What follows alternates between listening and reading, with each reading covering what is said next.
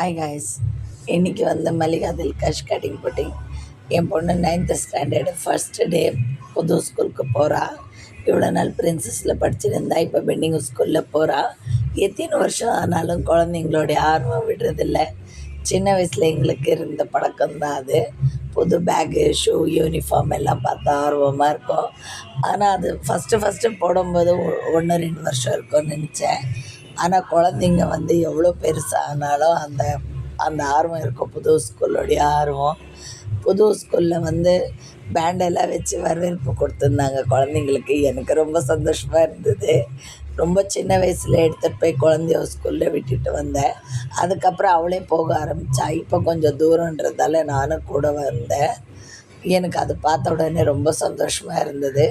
எல்கேஜியில் எடுத்துகிட்டு போய் விட்ட மாதிரி தான் இருக்குது. ஆனால் 9th ஸ்டாண்டர்ட் ஆகிட்டா, வளர்ந்துட்டா. எல்லாம் நன்றி. இந்த